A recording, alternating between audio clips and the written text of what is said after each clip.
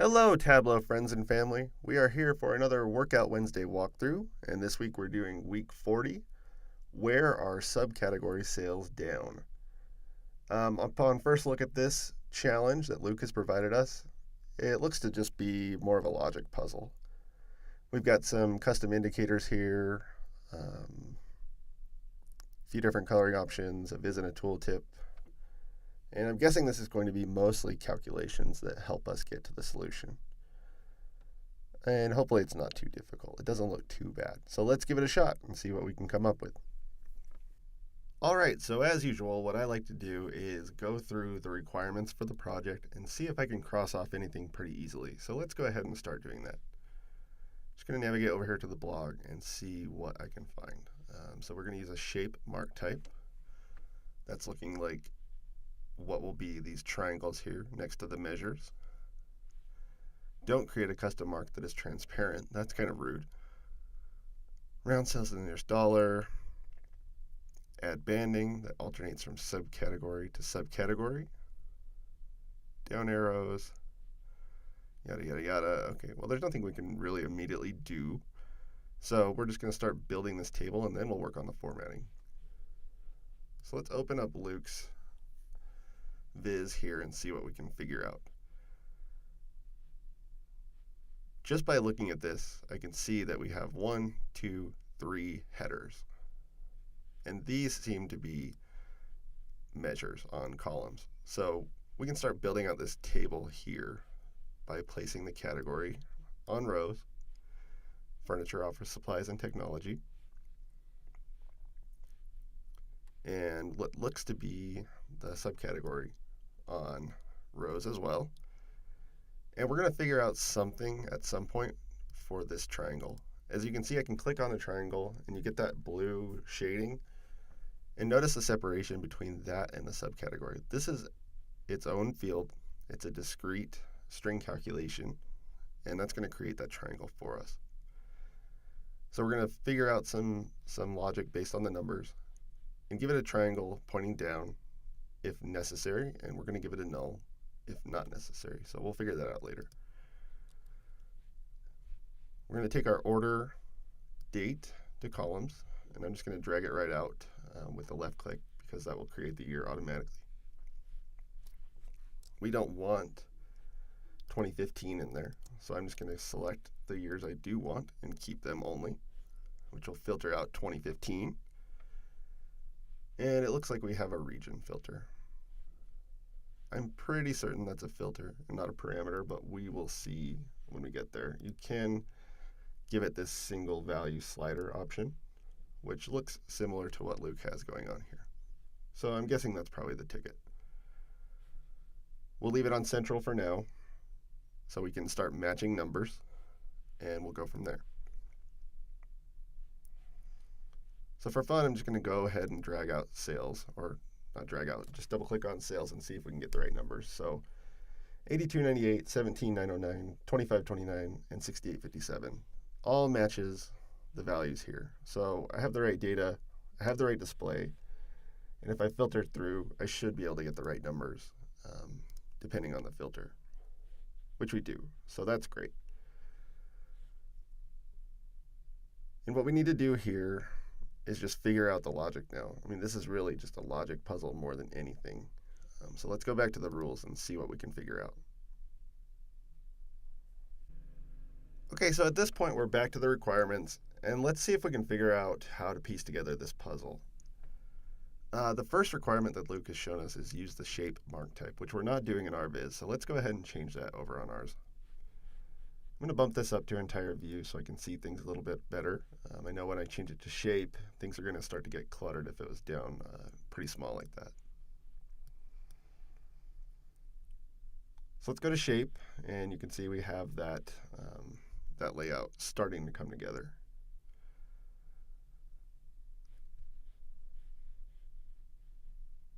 Round sales to the nearest dollar. That's pretty easy, so let's go ahead and do that here. So we're going to say currency custom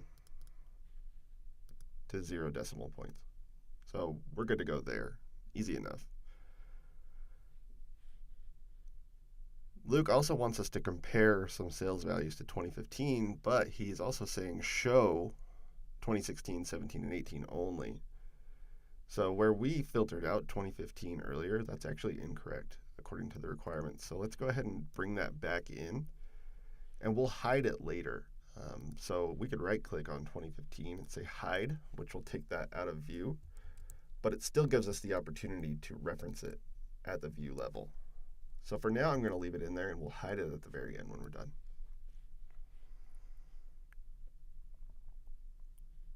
Colors are dark gray, medium gray, and red.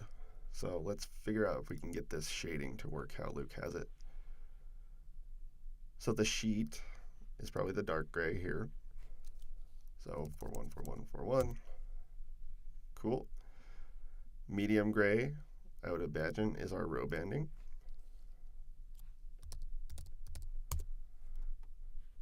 Okay, do the same here.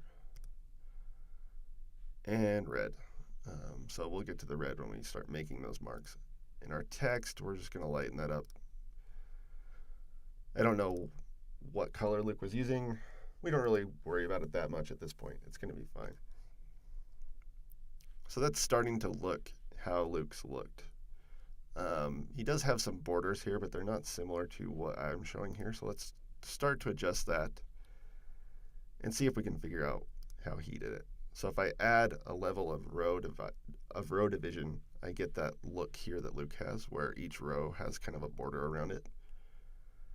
We don't want the column dividers, as far as I can tell. And that looks similar to what Luke has. If I start to put together his view, I'm hiding the order date field label, and I'm also hiding the field labels for my rows. So we have the beginnings of a table that looks very similar to the example. And from here, I think we are just building out the logic to make those triangle marks and getting them in the right spot. So we'll see how this goes. I think it actually could prove to be a little more difficult than we imagine it's going to be. So the first thing we have to do is create the calculations. The formatting will come after that, but we can't really do anything unless we get the calculations right. So let's go ahead and start to create those comparison calculations for the triangle shapes. And the one I want to do first is actually the row level header, which is over here on the left.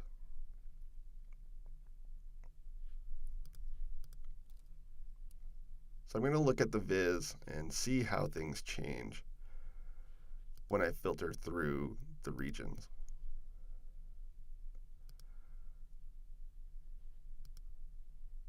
So everything's looking pretty standard. We have a mark on the left here of the header, and we have a mark on the right here of the measure values. So let's see if we can piece that together. I'm going to go back. Nothing's changing positions. What I was worried about is that the triangles would move from one side of the number to the other side of the number, which could prove to be very difficult to build, but I think we'll be okay. So place a red arrow in front of the subcategory label in the table if sales were lower in 2018 compared to 2015. So I think what I want to do is actually create calculations for 2018 and 2015 specifically, and then compare those values. We could probably do this a different way. I think that's the easy way out. Let's actually try something different. So I'm going to look at the index and compare the first and the last.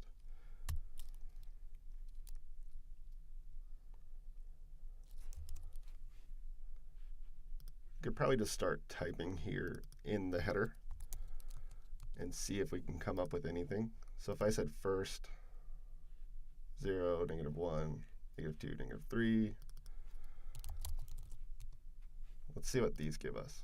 And I'm messing up the view here, but I'm giving us some instant feedback as to what these calculations might do. So if I say first and I look at 0, and last and I look at 0, this will be dynamic. So if this were a business setting and we roll into 2019 and we want this table to maintain, this is the better way to do it than hard coding the sales values of 2015 and 2018.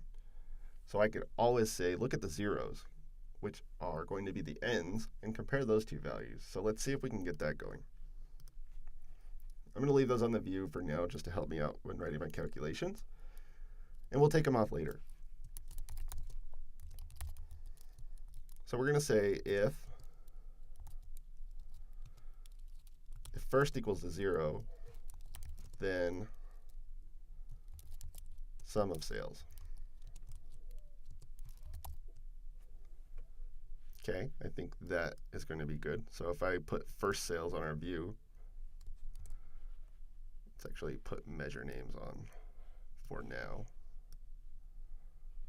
Hello. Let's take sales and first sales, and we can see my calculations working. Everything else went null except for 2015. So we're good there. First sales is working out how we want it to. And I'm going to go here and make a copy of that and just change it to last sales. I'll swap this out and say if last is equal to 0, then sum of sales. And you can see how this is going to be dynamic now. So let's create that triangle mark, triangle row. My calculation naming is pretty bad, but I know what's going on, so that's okay most of the time.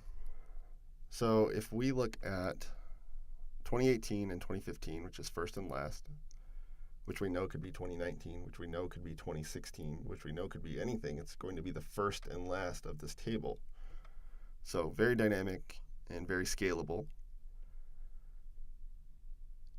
And we're going to label in the table if sales were lower in 2018 compared to sales in 2015. So if we just say last sales is lower than first sales, we're just going to create a Boolean that will give us that yes or no logic, a 1 or a 0, or true or a false, however you like to look at it.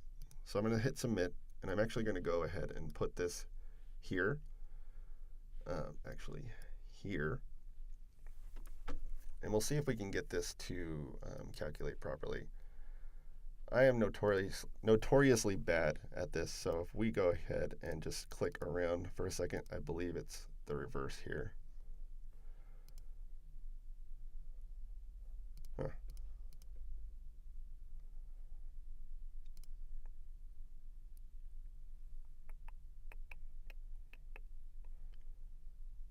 I think we might be wrong. I would have thought that would have been fine. So let's go ahead and open the viz over here and see if we can figure out what's going on. So if I move this back to central, I should get a triangle on envelopes, labels, and machines. So I got envelopes, labels, and machines. And I think the problem it's having is it can't compare first and last because those aren't actual values. They can't be compared. Sometimes it's 0, and sometimes it's a value, and I need to get the window max of those. So let me go ahead and wrap that around here.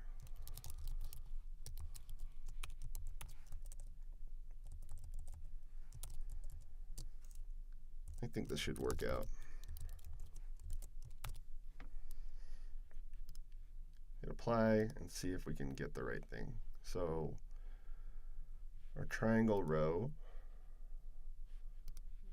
and let's move this back to how it was before.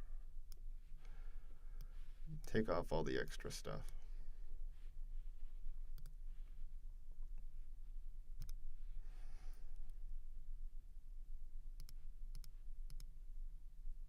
Okay, so there we go. That worked out. True, true, true.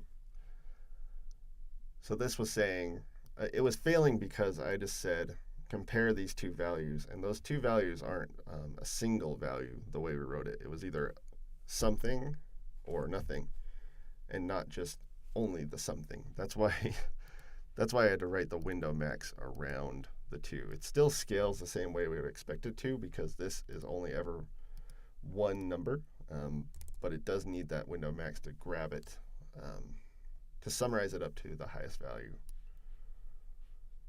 or to a value, because it was null or a value. I hope that makes sense. It makes sense to me.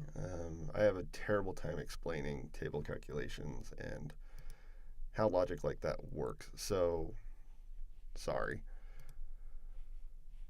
So instead of a Boolean, we just need to grab um,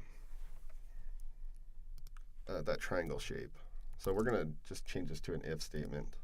So if that's true, then give me this downward triangle. I'm just going to copy it from the blog.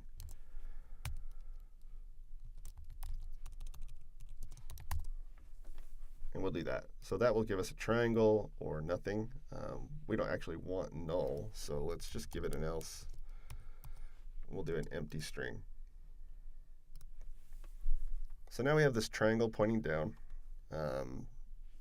We're actually going to move this over because it's supposed to be in front of that. We've messed up our row banding, so let's try to figure that out. Hopefully that would be as simple as moving it back. This is interesting.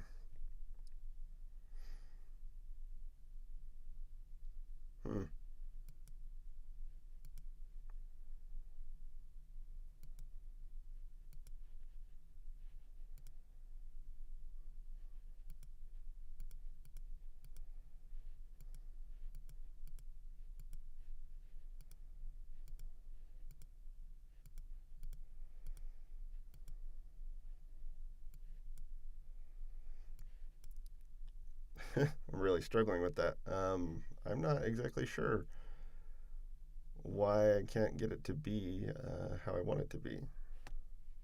In the viz over here on Luke's side, we do have individual rows. So somehow he got it to work. I might have to cheat on that one later because I'm not really sure. I don't think it's really that valuable. But it is part of the requirements, so I'm not really sure how to deal with that.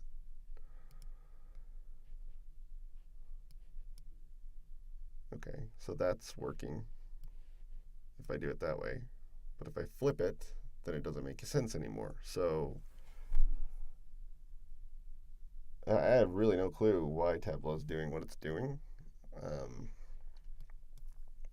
I think I might try to trick it here. So if I duplicate subcategory and throw that here and actually hide the duplication, then I'll get that. So there's a little trick. I guess I don't know why. Something to do with sorting, level of detail. I'm not sure, but that did the trick for us. So we'll take a win and move on. We also want this to be red, so we're going to go ahead and format our triangle row and change it to be that red font that Luke is asking for. So we have F3 6754. Oh, did I screw up? F3 6754. Okay, sweet. So we have a red triangle there. The shading's working out correctly, and we're moving on. So what's the other red arrow? To the right of subcategory sales that are down compared to the year previous. So this one should be a little bit easier. This should simply be a lookup function. We don't have to hide anything or do any weird string calculations. And this will act as our shape mark. So we're going to say if the sum of sales is less than, that are down compared to the year previous. So we're going to say lookup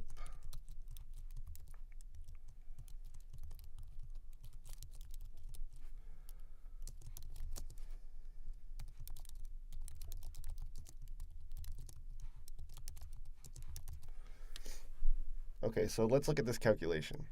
So we're going to say if the sum of sales, which we know is the number on our view, is less than the previous value. So this lookup just says take this row here and look at the previous value and compare the two. Then triangle, else none. And we're going to use that text to create our shapes and colors. And this is probably why Luke is asking us to only show 2016 through 2017. If we Except this, 2015 has nothing to compare to. So there's no reason to show it on the view. So let's hit OK. Place this on our shape.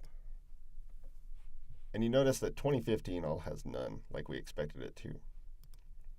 2016 has triangles, and so does 2017, so does 2018, because they have a previous value to go look for, where 2015 does not. So that's why we're going to hide it in the end. We're going to add that triangle shape here. Okay. We can hide 2015 now. We also wanted that to be to the right of our value. So let's see if we can figure that out. The problem is Luke is asking us to right align the numbers and display the mark to the right of the numbers. So that's pretty rude. Let's see what's going on once we can figure out the shapes here. So the problem that Luke is saying, which I don't know why we're not allowed to do that, is don't use a transparent mark for the nuns. I actually have that in my shapes, which makes a lot more sense to me.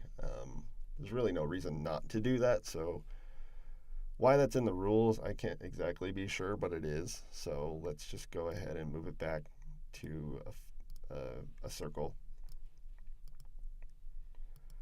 I think it was this. And we're just going to use color to do that. And the problem there is the colors alternate. It's either this light gray or this dark gray. So we're going to have to look at odds and evens to see what's going on and how to actually do that right. So if we put an index here, we could potentially see how that's working. So here's our index, 1, 2, 3, 4, 5. So we can just say, let's look at this.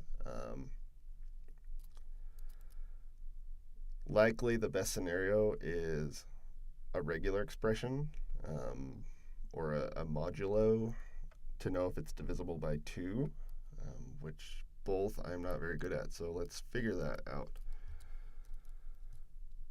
So let's take the index divided by 2 and start to piece this together.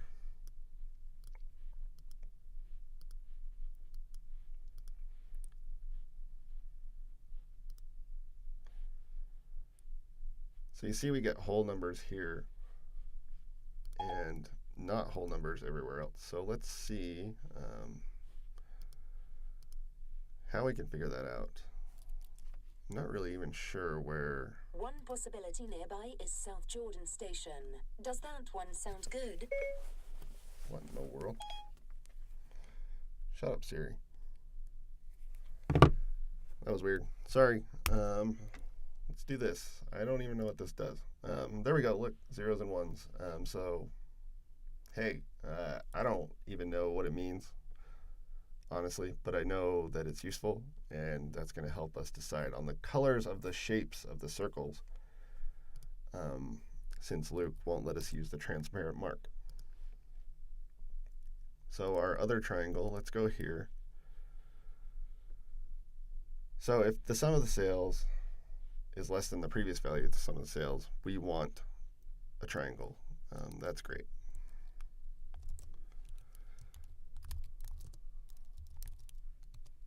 So now we're going to use our modulo function and just look at the ones and zeros. So equals 1, then dark circle.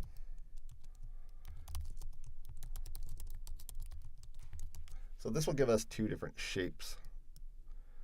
So we have dark circle, which should be in the dark rows, and light circle, which should be in the light rows, and the triangles. So we can move on. We're going to change those both to circles here. We're going to add other triangle to color as well.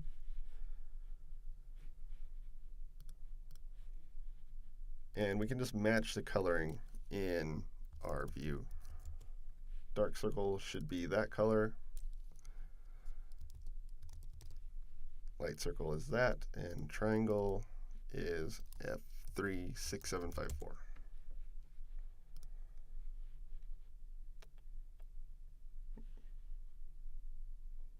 Looks like I swapped those around.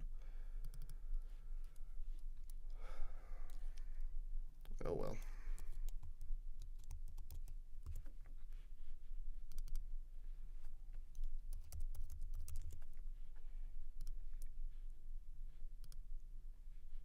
What in the world? Looks like it's just not calculating exactly right.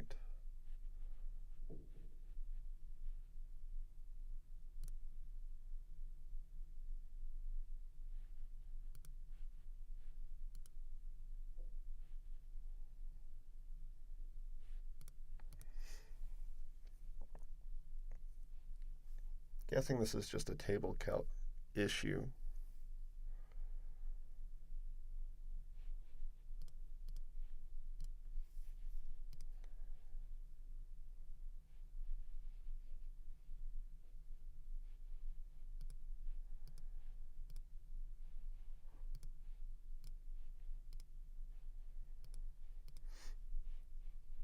So I don't want this here anymore. It's throwing things off. So we're on Central, and we have 2016 triangle, triangle, triangle on furnishings, which is incorrect.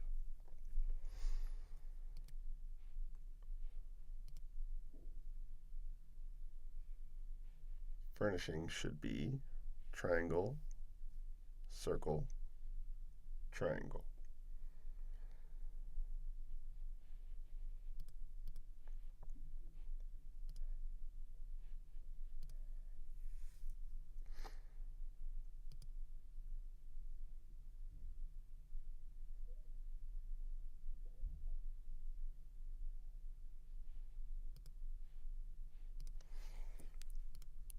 I think I'm actually going to duplicate my other triangle so I can calculate it differently for the color. What I believe I want to do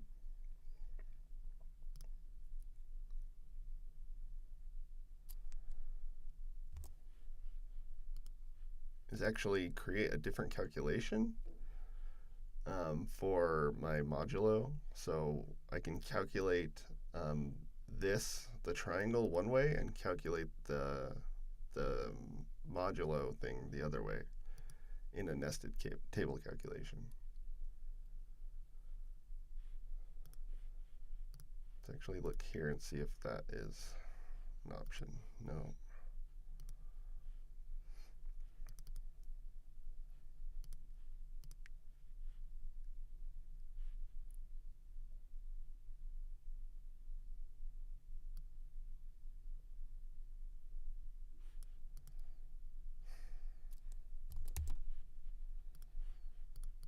So I'm going to create a couple calculations, and I'm pressed for time here. This is proving to be much harder than I originally had thought.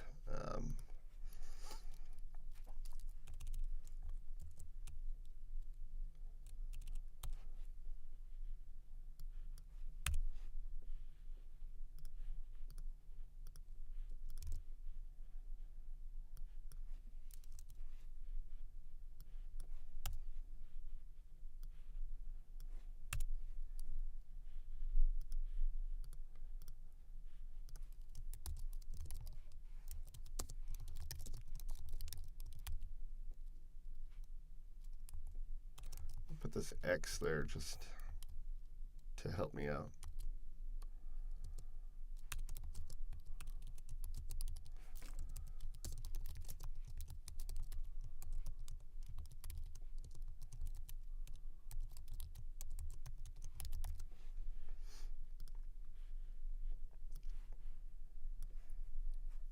Okay, so let's go in here into our, there we go. Okay, so now I can say do calculation 2, which is replica of the triangle, the lookup function, table across, and calculation 3, which is just the odds and evens, the modulo, I can say table down. And I really hope that this is right. If not, I might have to give up on this. So we got our triangle. And let's really hope this is right.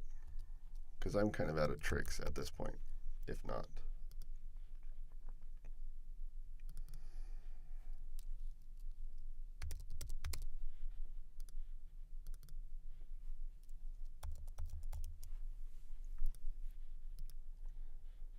Oh, thank you. Oh my gosh, that was stressful. Okay, so we built two different table calculations as their own calculations and then referenced them in calculation 4. This gives us the opportunity to actually compute them differently in the table calculation box because one needed to do one thing to perform the lookup function, and one needed to do a different thing to actually just figure out what row it was on for the coloring. Again, you should just use a transparent mark. This was rude and not necessary at work, so don't do this. But for logic's sake, I guess it was fun to figure out. So at this point, we have a little bit of work left to do. We can slice the data by region. We're good there. We have our marks all looking appropriate. Show only order dates for those years. That's great. Match the tooltips. Bonus, embed a visual. I'm not going to have time for that, so I'm not going to do it.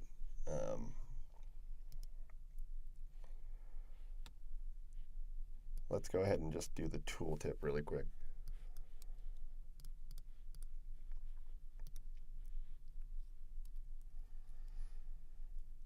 So we're going to say subcategory, category, italicized, the year,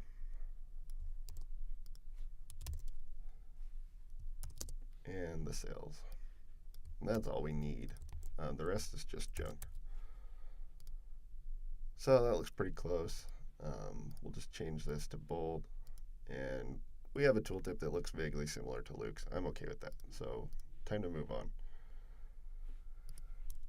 Okay, so good to go there. Colors are good. That's good. That's good. That's good. The only thing that I'm really not seeing is Luke's shape is out to the right of the label here, which I'm really not entirely sure how I'm going to do that. I can just go in here and say, let's left align those numbers. But that's not exactly right either. Because Luke said, I want the numbers to be right aligned. And the shape to be right next to that number. And I'm really, really, really not sure how to do this.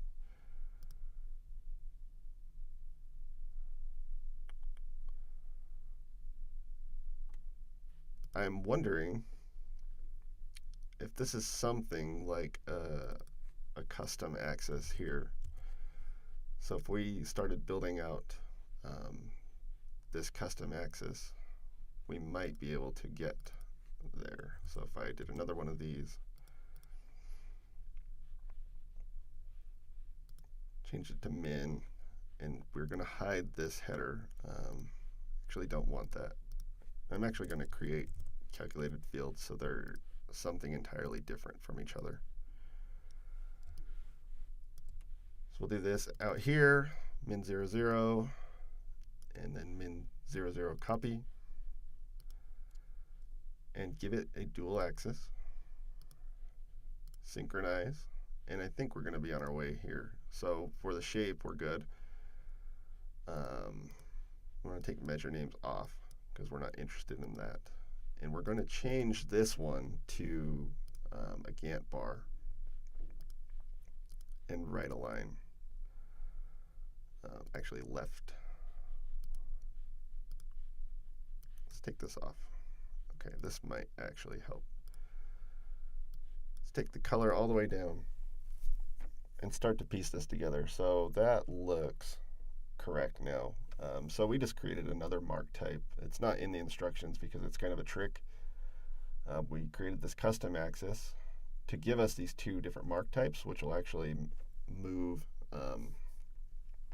the labels around and give us that format that Luke was looking for. So from here, I just need to hide these headers because they aren't necessary, which this actually created some extra lines that we don't want. We don't want the 0 line. We don't want the borders. Actually, might be a grid line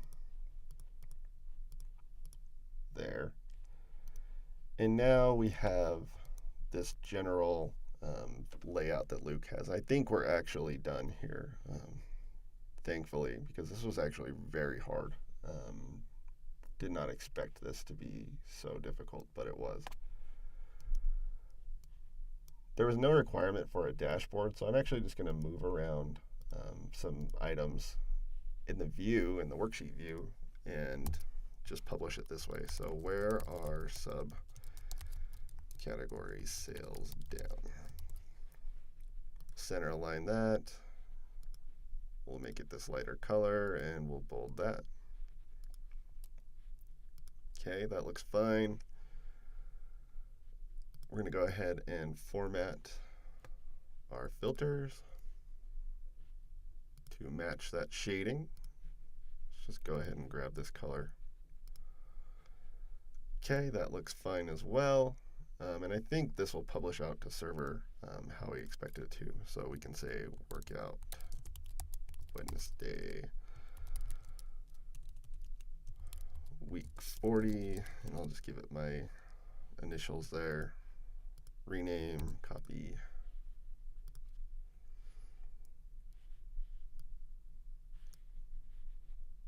Yep.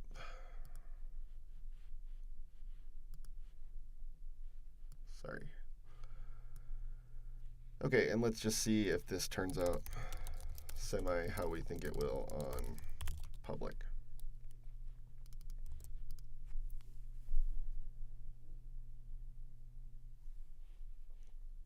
So mine's going to open up here. That looks terrible. Let's go ahead and build a dashboard. Just going to leave it at that.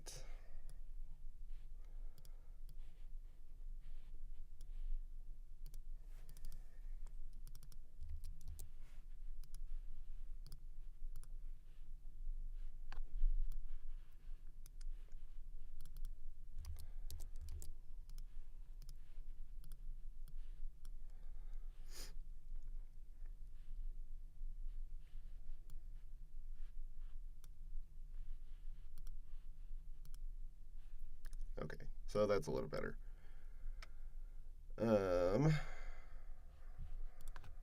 Sounds good. So let's just figure this out. The shading's a little off, so we'll fix that here. Okay. Format the filters. There. Now we look like we have a working view.